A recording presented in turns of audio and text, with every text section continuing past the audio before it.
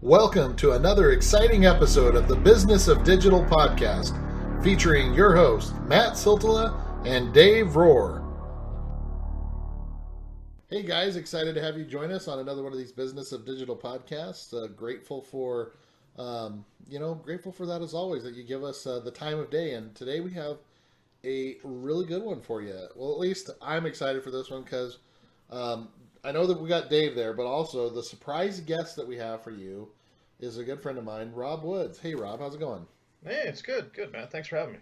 So, just want to give guys a little bit of a background. So, Rob and I, probably one of the oldest industry, if you would call it, friends that I have.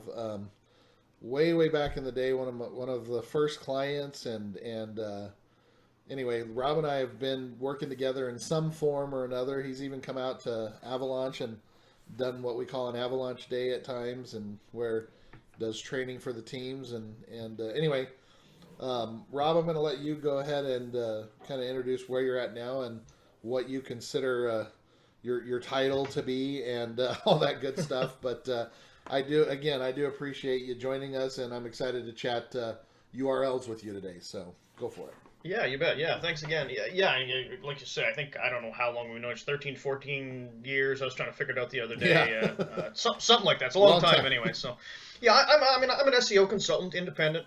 Been doing that for about 7 years. I was in-house at a couple of different places before that for about 12 or 13. So, been in the industry since 2000. Especially the last 10, 12 years, mostly are almost exclusively focused on SEO.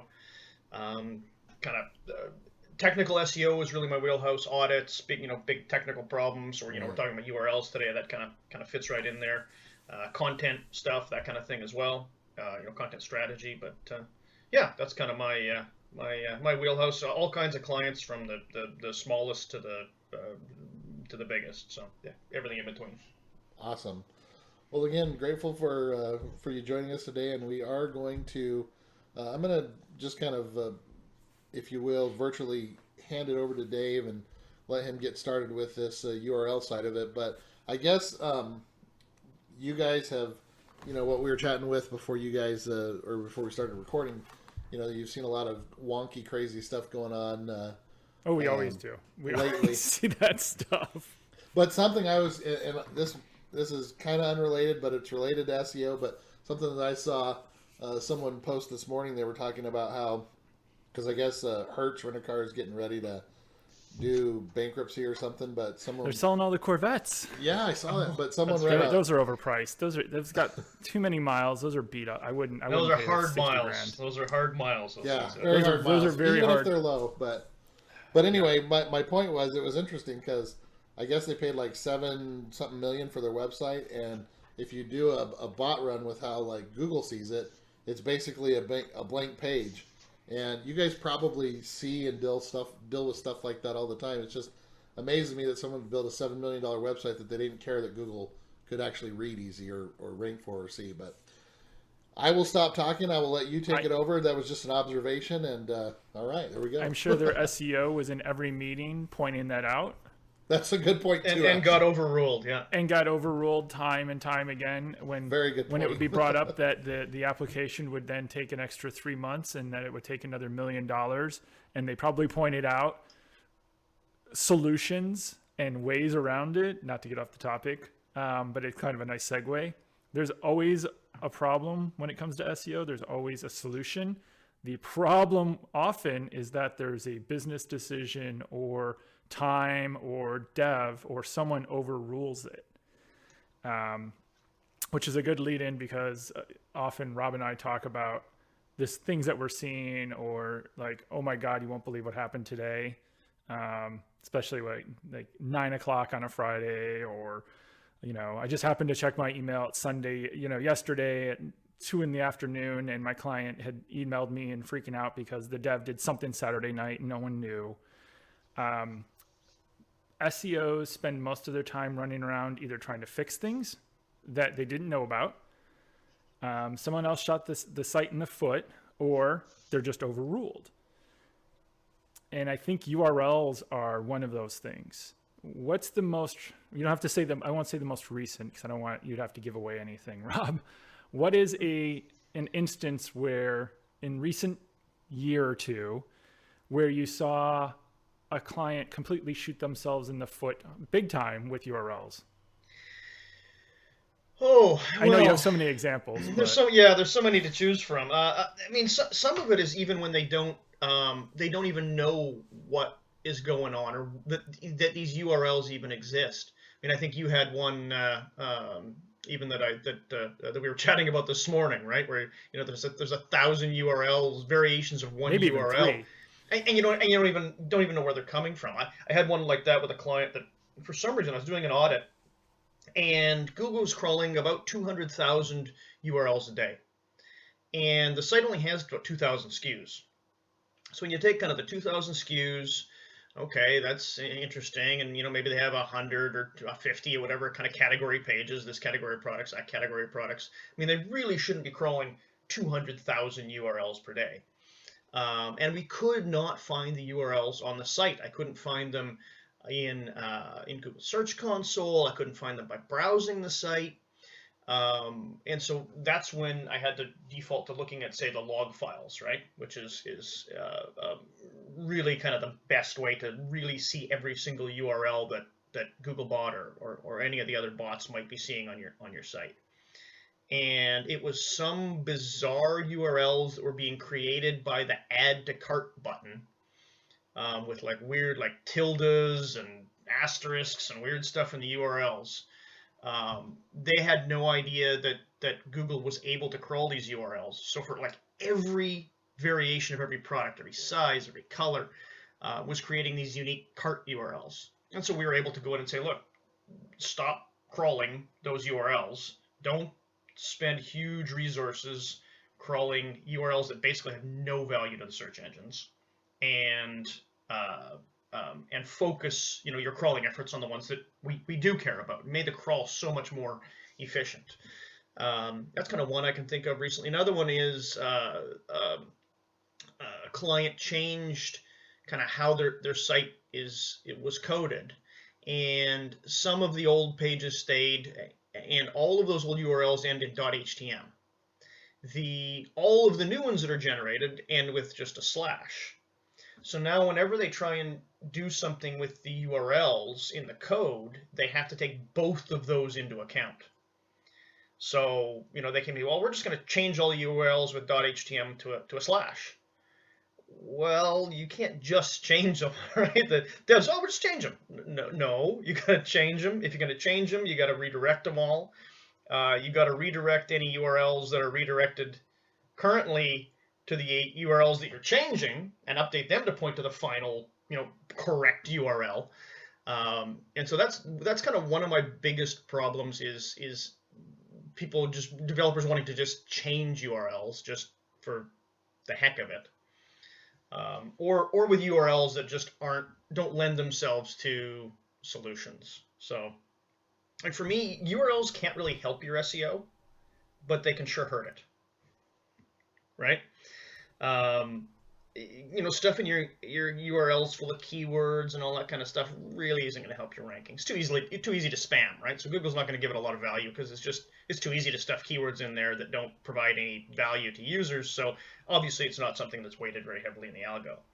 But you can sure mess up your URL or make your life a whole lot more difficult if you don't do them right and really plan them right from the get-go, right? Think about how your entire site is going to be structured, for the next 5 years, basically, and work that into your URL structure, your URL plan, how they're going to be formatted, what subfolders are you going to have, all of those kind of things before you even start implementing anything, right?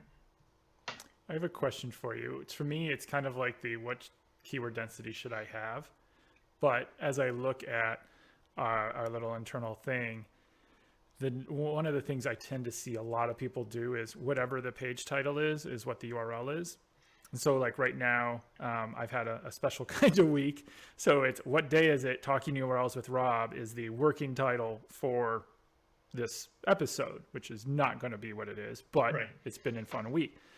9 times out of 10, someone will have infographic white paper about why, you know, the sun is round and da da da, and it's like 30 words long.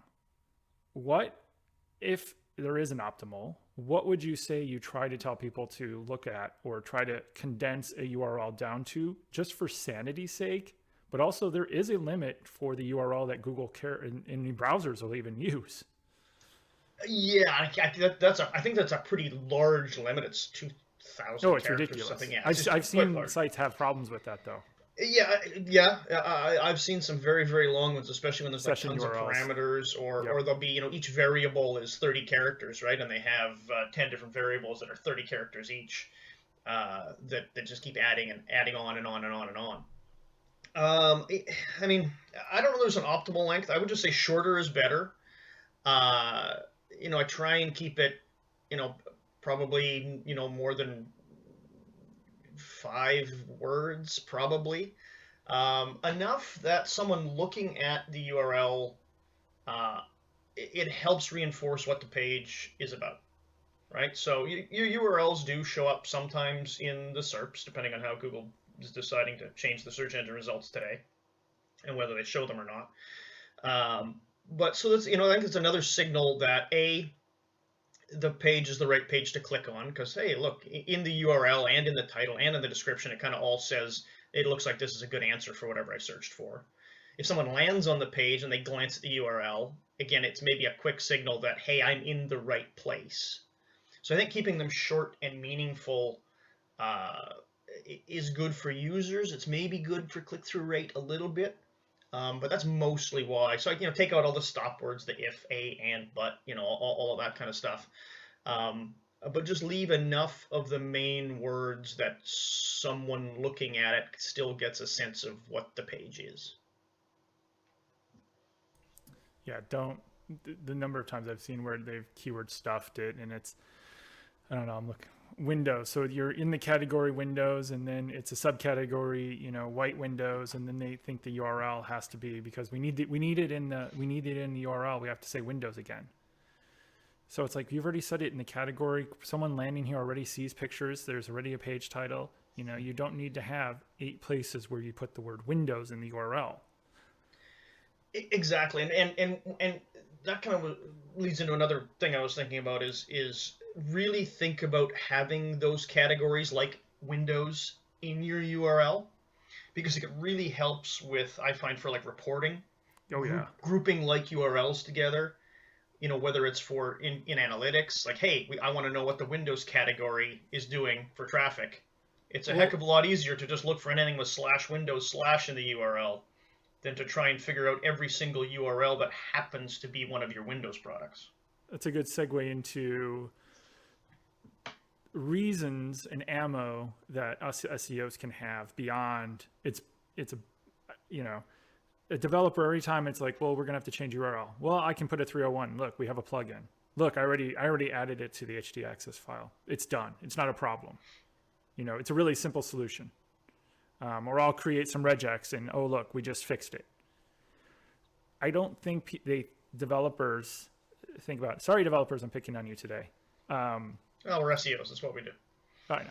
Yeah, they pick on us too. In this case, though, they're wrong. And there's so many reasons why and beyond that. So from link tracking, but also what you were just saying, reporting. How difficult is it, do you think, Rob, and Matt, you can even chime in on this one, year-over-year reporting when every single URL across a million-page site changes? Well, it's not only year over year. So year over year is an issue. And I just had that with a client, right? It's we want to change all of these URLs. Well, that's going to make year over year or even month over month tracking really difficult, because you don't have the same URL to compare this period to that period, right?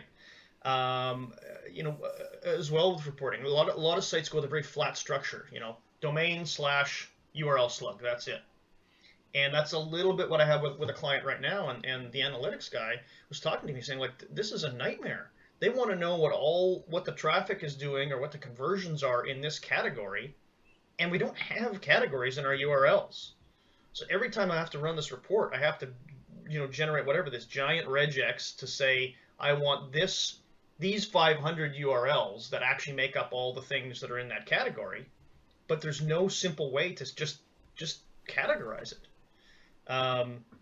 So yeah, changing URLs or not having parts of the URL you can sort and filter on is a huge challenge. That's why I say the URLs can't really help you, but they can sure hurt you if you don't plan them out right. And again, like you say, changing them is just it can become a nightmare as they get changed and changed and changed and changed. And you and I have probably both gone through sites that have been redesigned 5 times, and the URLs changed every single time. Well, a lot of those, it's URL 1 redirects to URL 2, which redirects to URL 3, which redirects 4 to 5 to whatever. I've seen 6 or 7 hops just based on we just changed the site and redirected them, or even we changed the site and didn't redirect them. So yeah, changing URLs is it's a huge headache, and you should avoid it, I think, at all costs, unless there is a really compelling reason to change them. Well, what would be one of those really compelling reasons? I'm just curious. Obviously a change of domain. If you're changing domains, your URL is going to change because it's just a new domain, and that's part of the URL, and it's going to change. Because changing platforms sometimes, like say you're on a site that has all ASPX URLs, right? And you're leaving the ASP platform and going to something else, your URLs are going to change in that case. That's when I might change them. Gotcha. Well, I have one that would probably drive you guys nuts. It was someone that I recently talked to, and they have a 20-year-old domain, okay, and some technical guy that they have in there that's a computer person, quote unquote, but decided to talk to them about, hey, we need to just get a new domain name, and ended up they got a new domain name, and they stuffed some keywords in there, speaking of doing that, and so then these guys started losing like a lot of their traffic, as you would understand, and they came to me and was like, what happened here? And I'm like, okay, why would you give up a 20-year-old domain? Just make some changes, make some improvements to it. Here's what we could do, versus going to this new domain name. And here, get this, guys, they built it on a platform where there are no URLs. It's one of the, what are they called, those I can't remember the word for single them, page. Yeah, but and so like a lot of times, like you get stuck into nightmares like that, and the hardest thing is, and again, I'd love to hear your guys' feedback, how you share this with a client, but like, so let's say they just spent $2 or $3 grand on a website that you have to tell them, look, I'm sorry, you just wasted money, and it's essentially what I had to tell these guys. But anyway, one of those interesting deals. And so I don't know if you have any other specific questions for Rob about that, or any thoughts, Dave. But yeah, we see that kind of stuff all the time. The crazy crawling, like there was literally a weird thing that I saw today. Over the last, the site has 500, 600 like blog post categorization type things, maybe 20 or 30, maybe up to 50, including about pages. There's not even 600, 700 pages at the very most.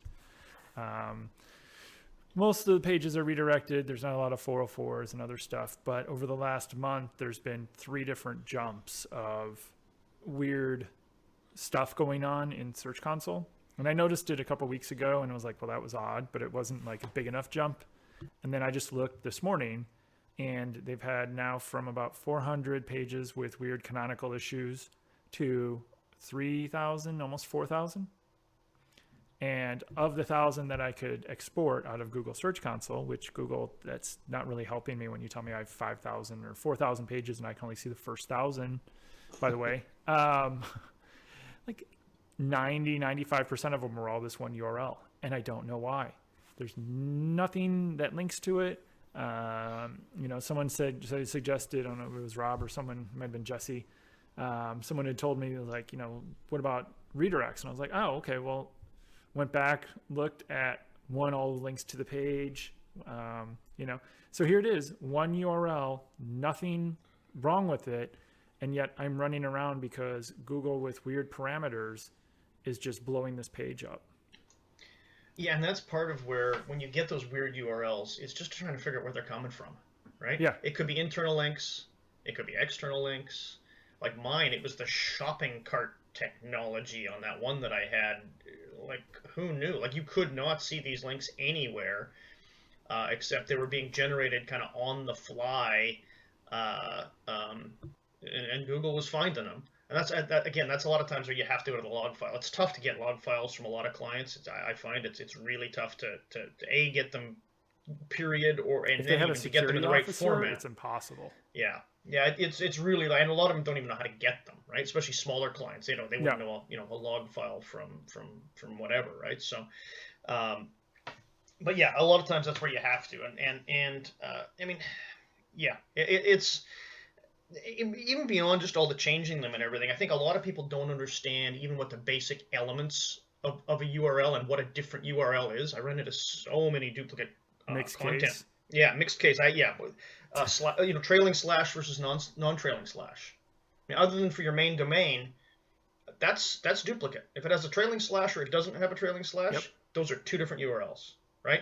If it has mixed case, and mixed case can be a real pain because some platforms allow both to resolve, right? Yeah. You can add a capital H or a lowercase h, and they both work.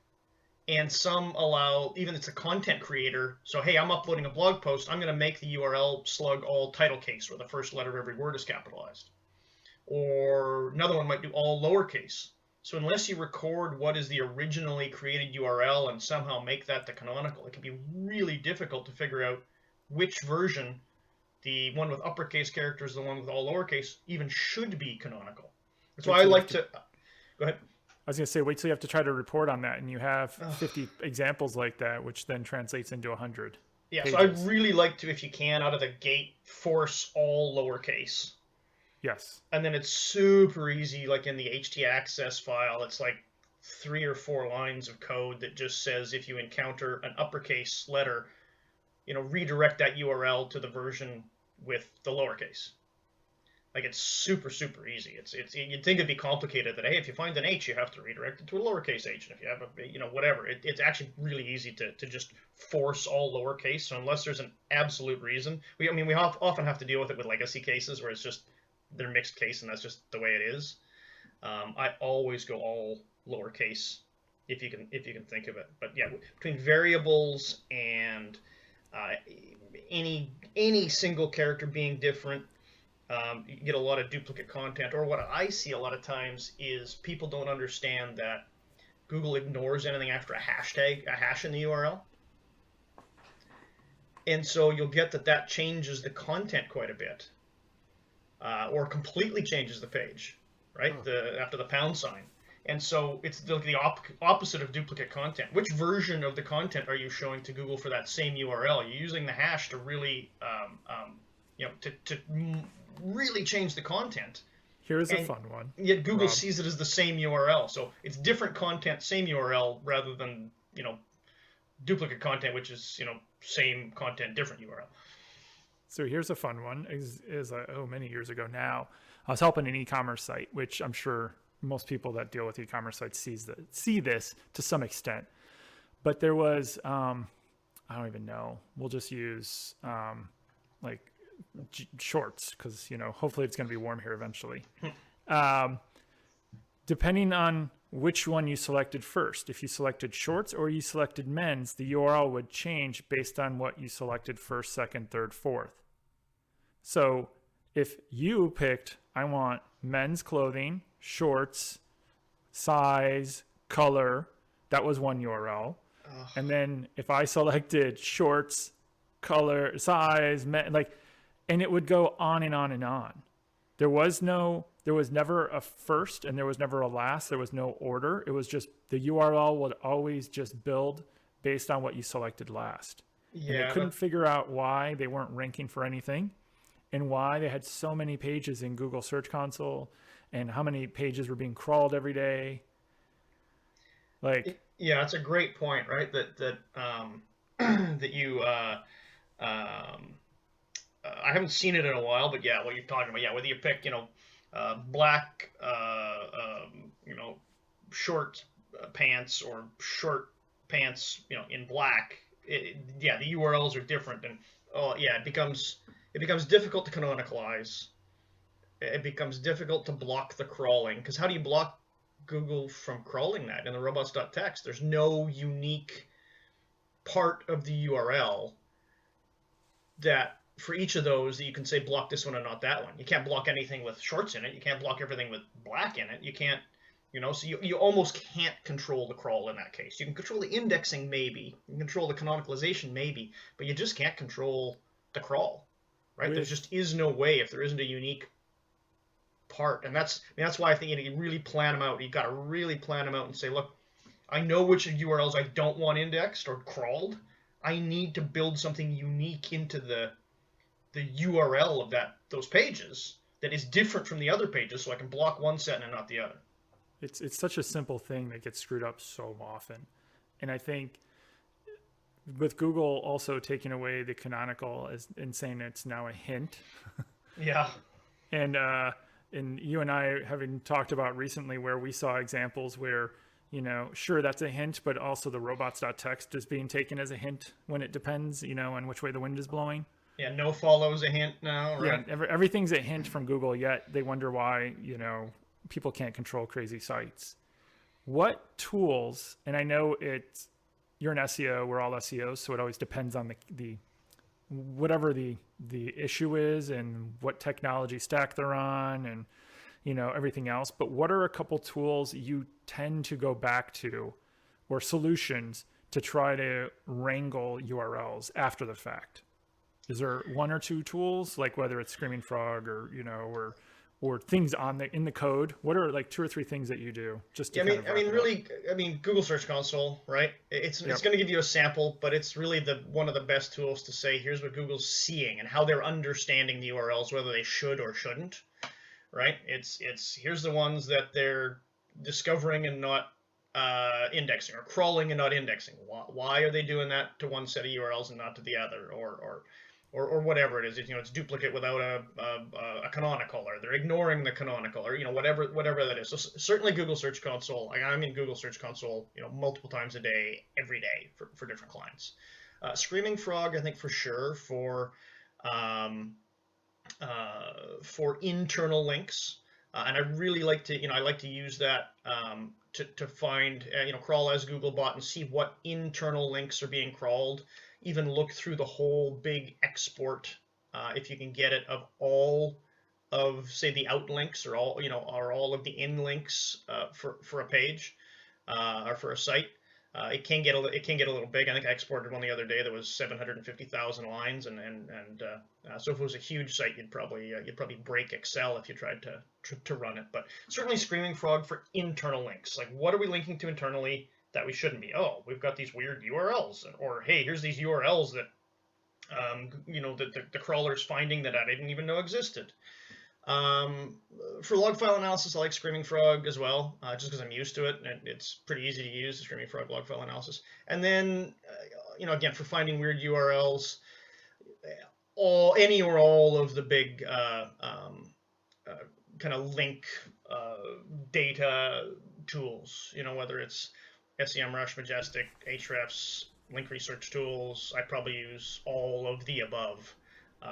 Again, to see is it someone externally that's linking to these URLs that's creating this weird issue for me. It's nothing on my site. It's just some scraper has scraped my site and truncated the URL, and that's causing weird URLs to show up in my reports that it's not even it's not even my doing, right? It's just beyond my control unless I somehow get those links removed or whatever. So those are probably the main tools that I use to find weirdness in URLs. Very good. Well, Rob, we really appreciate you taking the time to chat about all this with us today. We're just about at that point where we need to wrap things up, but do you have any any final thoughts or anything that came to your mind that you want to share before we sign off? Not really, other than just kind of the drum I've been beating a little bit through the whole thing is just, I mean, if you have the opportunity, really, really carefully plan your URLs ahead of time for, both being friendly to users, you being able to report and on results and control the crawl or the indexation.